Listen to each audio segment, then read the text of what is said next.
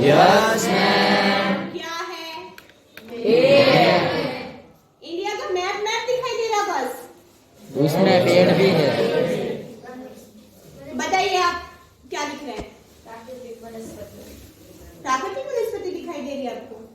कैसे पता चले ये प्राकृतिक वनस्पति? मुझे तो ये पेड़ नजर आ रहे हैं। आपको पता है प्राकृतिक वनस्पति क्या होती है? बताइए। जिसपे कोई भी मानवीय प्रभाव ना पड़ा हो और अपने आप वो, मतलब ये जो पेड़ आपको दिखाई दे रहे इतने सारे, ये किसी ने नहीं उगाए, अपने आप उग गए। ना इनके अंदर किसी ने पानी डाला, ना कोई बीज डाला, और अपने आप ही उग जाते हैं। उसको हम नेचुरल वेजिटेशन बोलते हैं। बिल्कुल सही बोल रहे हैं। आज हम जो टॉपिक करने वाले हैं वो नेचुरल वेजिटेशन का करने वाले हैं।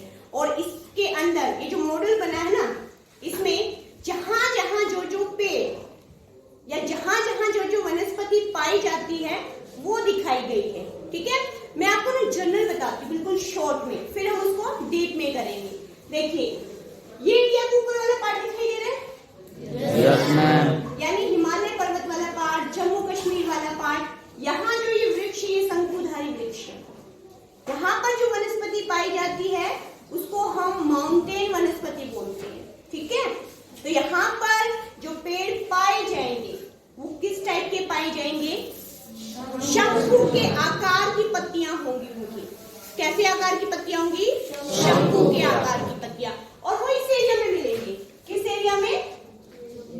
ये यानी हिमालय पर्वत जो है, राइट, हिमालय पर्वत जो है वहां पर उसका जो पूर्वी एरिया है और उसका जो दक्षिणी वाला एरिया है वहां पर ये वन पाए जाते हैं। इनको हम क्या बोलते हैं?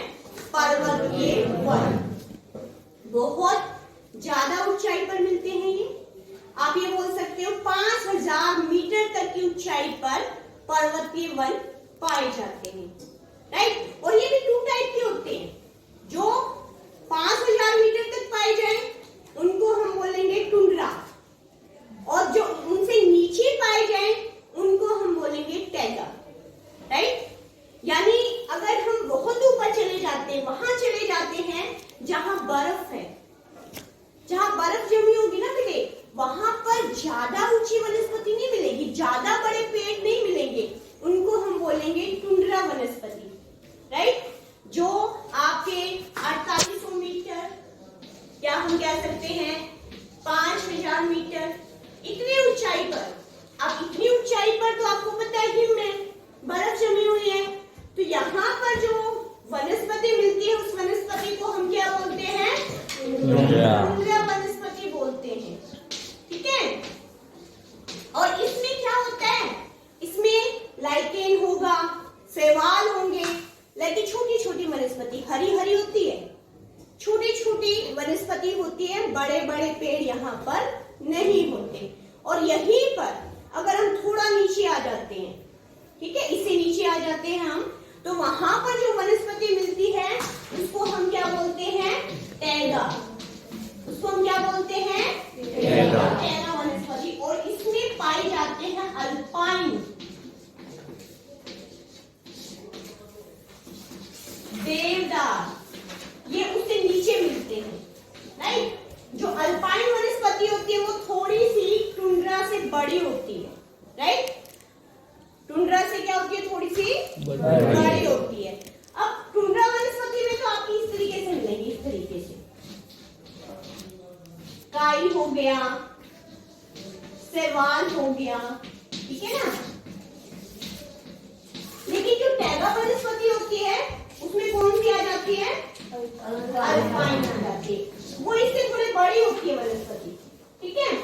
और अगर हम फिर पर्वतीय वनों में और थोड़ा नीचे चले जाए, ठीक है ना, यानी जम्मू वाले एरिया में आ जाए, हिमाचल वाले एरिया में आ जाए, कहने का मतलब दक्षिण, अगर हम हिमालय के अंदर आते हैं तो वहां पर जो वनस्पति मिलती है वो किस तरह के वृक्ष मिलेंगे? थोड़े से लंबे मिलेंगे, बड़े मिलेंगे, क्योंकि यहाँ पर हिम जो होती है, जो बर्फ होती है वो ज्यादा नहीं होती।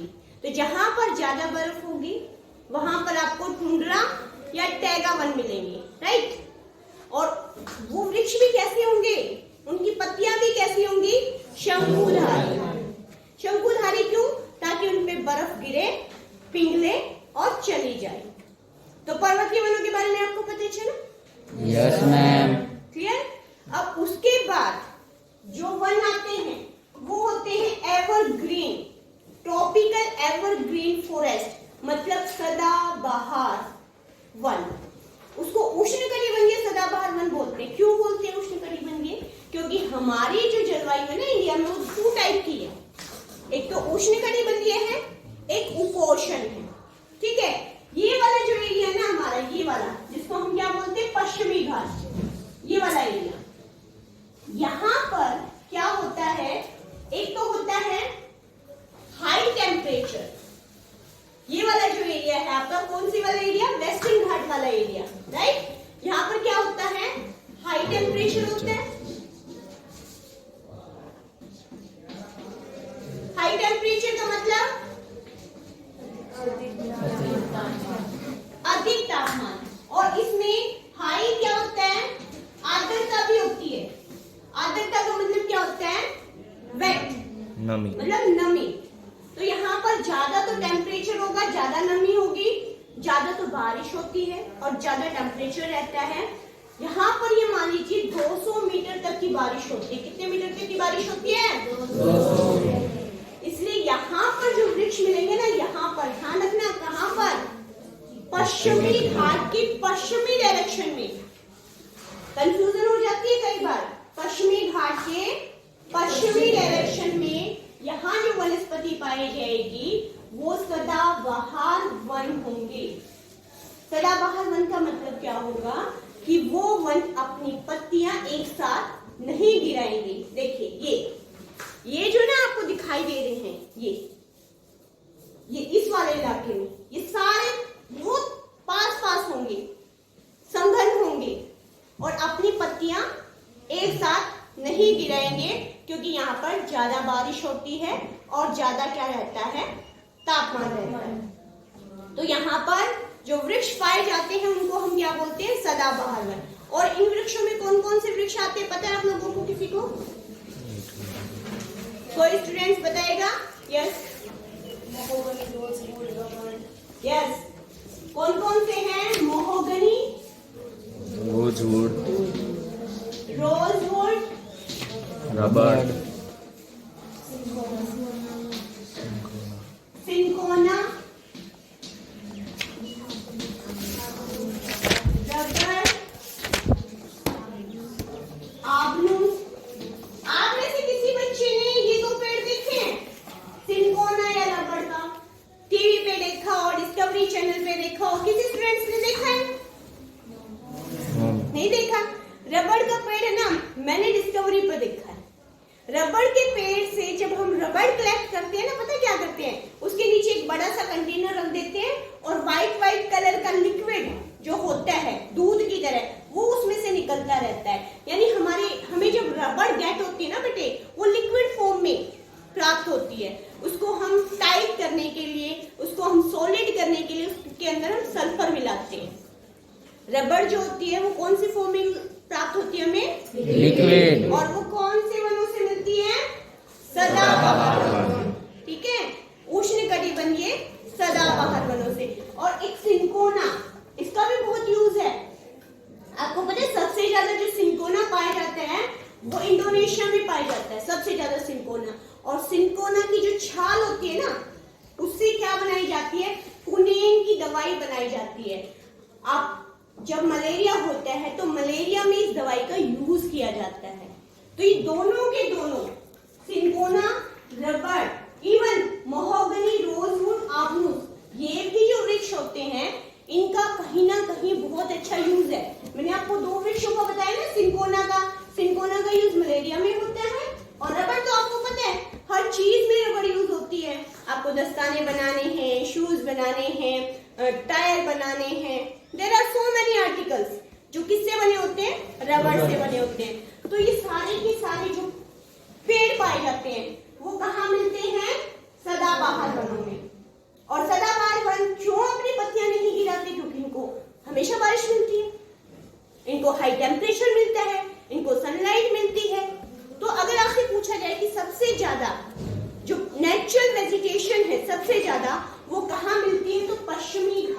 आपका पश्चिमी घाट है ना बेटे, पूरा का पूरा पश्चिमी घाट में भी पश्चिमी साइड में आपको इतनी ज्यादा वैरायटी मिलेगी वनस्पति की जो आपको कहीं नहीं मिलने वाली। और यहाँ नहीं, और जगह भी आपके एवरग्रीन फॉरेस्ट मिलते, पता है कहां पर? अंडमान निकोबार। अंडमान निकोबार का तो बेटे 95% हिस्सा ऐसा है जहां पर यही मिलेंगे आपको, सदाबहार वन मिलेंगे। तो यहाँ पर भी नीचे बंगाल की खाड़ी में जो अंडमान निकोबार है ना, वहां पर भी इतने भाग पर जो ये मान लीजिए 100% भाग पर वो फैला हुआ है ना, तो उसका 95% भाग जो है वहां पर क्या फैला हुआ है? सदाबहार वन। राइट, क्लियर हुआ यहाँ तक आपको? Yes ma'am. उसके बाद आते हैं आपके मैंग्रोव वन। आपने सुने हैं कभी मैंग्रोव वनों के बारे में? आज के टाइम में मैंग्रोव वनों की बहुत ज्यादा इंपॉर्टेंस है। पहली बात तो हमें पता होना चाहिए मैंग्रोव वन पाए कहाँ जाते हैं, किस टाइप के होते हैं। देखो आप अपनी एनसीईआरटी की बुक में पिक्चर्स देखो, इसकी मैंग्रोव वनों की पिक्चर्स देखो। 5.7 48 पेज पे मैंग्रोव वन की पिक्चर्स दे रखी है ना, ऐसा लेटा हुआ है और सागर के अंदर इसकी जल के अंदर क्या है? जड़ें हैं। क्यों इंपॉर्टेंट है मैंग्रोव वन? मैंग्रोव वन को क्या क्या बोला जाता है? मैंग्रोव वन को जवारी वन भी बोला जाता है, पृथ्वी की गिडनी भी बोला जाता है मैंग्रोव वनों को। मैंग्रोव वनों को क्या है? मैंग्रोव वन तो हम बोलते ही बोलते हैं, बहुत सारे नाम है मैंग्रोव वनों के। तो मैंग्रोव वन मिलेंगे कहाँ? सबसे पहले तो हमें ये पता होना चाहिए। देखिए ये वाला जो इलाका है आपका, ये वाला, ये ठीक है, ये तो आपका क्या है? बांग्लादेश, और ये वेस्ट बंगाल। इस इलाके के अंदर ये जो इलाका है, इसके अंदर आपके कौन से वन पाए जाते हैं? मैंग्रोव वन पाए जाते हैं। और मैंग्रोव वन वहां मिलते हैं जहां साल्टी वाटर हो, और उस साल्टी वाटर के अंदर नदी का मीठा जल आकर मिलता हो। अब आप सोचोगे यहाँ कौन सी नदी आकर मिलती है, तो मैं आपको बता दूं, यहां से ब्रह्मपुत्र नदी जो यहां से प्रवेश करती है, निकलती है कहां से? तिब्बत से, और यहां से प्रवेश करती है अरुणाचल प्रदेश, असम से होती हुई कहां पर प्रवेश करेगी? वेस्ट बंगाल में, ठीक है, पश्चिमी बंगाल में। लेकिन पश्चिमी बंगाल तो जो रह गया ना, तो पहले वो यहाँ पर प्रवेश करेगी, सॉरी पश्चिमी बंगाल में बांग्लादेश में प्रवेश करती है वो, ठीक है। अब बांग्लादेश से वो बंगाल की खाड़ी में जाती है, तो बंगाल की खाड़ी वाला वो इलाका जहां जल फैला हुआ है, वहां पर वेस्ट बंगाल वाला जो तटीय इलाका उसके पास लगता है, वहां पर मैंग्रोव वन पाए जाते हैं। तो कौन सी नदी? ब्रह्मपुत्र नदी, और उधर से एक और नदी आ रही है, गंगा नदी। दोनों का जल यहाँ पर सागर के अंदर मिलता है, और जहां जिस एरिया में वो जल मिल रहा है वहां पर कौन सी वनस्पति पाई जाती है? मैंग्रोव वनस्पति पाई जाती है। और एक बहुत बड़ा डेल्टा बनता है यहाँ पर, जिसको हम बोलते हैं सुंदरवन डेल्टा। अब पता है डेल्टा कैसे बनता है? अगर नदी अपने साथ मिट्टी लेकर आती है और सागर में गिरने से पहले उसका बहाव कम हो जाता है, वो सारी की सारी मिट्टी वहां जमा कर देती है। उससे क्या बनता है? डेल्टा बनता है। आई बात समझ में? क्लियर? तो सुंदरवन डेल्टा भारत का नहीं बच्चों, पूरे वर्ल्ड का सबसे बड़ा डेल्टा है। किसका? पूरे वर्ल्ड का। हाँ, और यहाँ पर सुंदरी वृक्ष भी मिलते हैं, और साथ में जवारी वन भी मिलते हैं। जवारी वन का मतलब क्या है? Mangrove one. क्लियर हुआ यहाँ तक? अब ये मैंग्रोव वन इतनी इंपॉर्टेंट क्यों है, आपको पता है? क्या किसी स्टूडेंट्स को पता है कि क्यों जरूरी है mangrove one? Yes, mangrove one की जो लकड़ी होती है वो बहुत मजबूत होती है, तो क्या करते हैं उससे हम? मजबूत फर्नीचर या कुछ लकड़ी की ऐसी चीजें जिसमें हम लकड़ी का यूज करते हैं, मेटल का यूज नहीं कर सकते, वो अगर हमको मजबूत बनाने तो हम मैंग्रोव वन की लकड़ी का यूज करेंगे तो वो जल्दी नहीं टूटेगी। ठीक है, और कोई यूज बताएगा मैंग्रोव वन का? मैंग्रोव वन को पृथ्वी की गिडनी क्यों कहते हैं, गुर्दे क्यों कहते हैं, पता है आपको? मैंग्रोव वन बेटे जो ब्लू कार्बन होता है ना, ब्लू कार्बन जो आपका पोल्यूशन फैलाता है, प्रदूषण फैलाता है, उस कार्बन को अवशोषित करने का काम करती है। अगर ज्यादा से ज्यादा मैंग्रोव वन होंगे तो आपके वातावरण का जो ब्लू कार्बन है उसको अवशोषित कर लिया जाएगा। किसके थ्रू अवशोषित किया जाएगा? मैग्रो वनों के थ्रू अवशोषित किया जाएगा। आएगा समझ में? किसके थ्रू अवशोषित किया जाएगा? मैग्रो वनों के थ्रू अवशोषित किया जाएगा। क्लियर हो गया यहाँ तक? ओके, मैग्रो वन पता चल गए? Yes ma'am. कहाँ मिलेंगे? वेस्ट। कहाँ मिलेंगे? जहाँ साल्टी वाटर होगा और मीठा पानी होगा। और क्यों इम्पोर्टेंट है? एक तो इनकी वुड बहुत मजबूत है, दूसरा ब्लू कार्बन को अवशोषित करने का काम करते हैं। तो मैग्रो वन इम्पोर्टेंट हुए कि नहीं हुए? क्लियर हो गए यहाँ तक? Yes ma'am. तीसरे हमने माउंटेन कर लिया, एवरग्रीन कर लिया और क्या कर लिया? मैग्रो वन कर लिया। अब देखिए हम करते हैं tropical deciduous forest. Tropical deciduous forest का मतलब क्या है पता है आपको? पर्णपाती वन। कौन से वन है? जो अपने पत्ते गिरा देते हैं। अब जो पत्ते कौन से वन गिराएंगे सोचिए आप एक बार। आपका दिमाग क्या क्लिक करता है कि पत्ते कौन गिराएंगे? कोई बताएगा? ज्यादा बारिश, हाँ बोलिए। ज्यादा बारिश ना होगी। जहाँ ज्यादा बारिश नहीं होगी वहां पत्तियां गिरा देगी। और रीजन? नहीं बोल रहे हो? और कोई रीजन? यहाँ शुष्क प्रदेश होगा या ग्रीष्म ऋतु होगी, शुष्क ग्रीष्म। हाँ, जहाँ पर शुष्क एरिया होगा, जहाँ बारिश कम होती होगी, वहां पर भी पेड़ अपने पत्तियां गिराएंगे। चिड़ाओ। तो ये वाले वृक्ष जो है वो कहाँ मिलते हैं? देखिए यहाँ पर तो क्या मिल रहे थे आपके? सदाबहार वन, यानी वेस्टर्न घाट के वेस्टर्न पार्ट में। लेकिन देखो बेटे, यहाँ पहाड़ियां हैं, राइट? यहाँ पर क्या है? पहाड़ियां हैं। यहाँ से जो भी पौनी आती है बारिश करती है खूब तेज। लेकिन इसके दूसरे साइड, पहाड़ी के दूसरे साइड बारिश नहीं होती, वहां तो वृष्टिशाय क्षेत्र बनता है। देखिए मैं आपको एक ड्रा करके समझाती हूँ। ऐसे ये देखिए, ये एक पहाड़ी है, मान लीजिए वेस्टर्न घाट वाला एरिया है। यहाँ पर क्या होगा? बारिश। और दूसरी यहाँ तो बारिश होगी, लेकिन दूसरे वाले क्षेत्र में बारिश हुई? यहाँ कौन सा क्षेत्र बनेगा? वृष्टिशाय क्षेत्र। ये वेस्टर्न पार्ट हो गया, ये ईस्टर्न पार्ट हो गया। तो यहाँ बारिश कम होगी, यहाँ पर बारिश क्या होगी? कम होगी। और बारिश यहाँ पर कम होगी तो यहाँ पर किस तरह के वृक्ष मिलेंगे? पर्णपाती वृक्ष। किस तरह के वृक्ष मिलेंगे? जो अपनी पत्तियां क्या करेंगे? आपको पता है वो अपनी पत्तियां क्यों गिराते हैं? अभी छोटी क्लास में हमने पढ़ा ना, अपनी पत्तियां क्यों गिराते हैं? कोई स्टूडेंट बताए?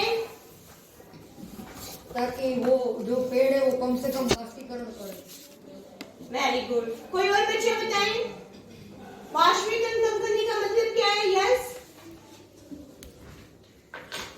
देखो पत्तियों के अंदर वेपोरेशन होता है, पत्तियों के अंदर स्टोमेटा होते हैं।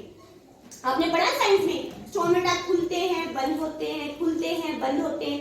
अब पत्तियों में क्या होता है? जब स्टोमेटा खुलते हैं, सूर्य की रोशनी पे पड़ती है तो पानी उड़ जाता है।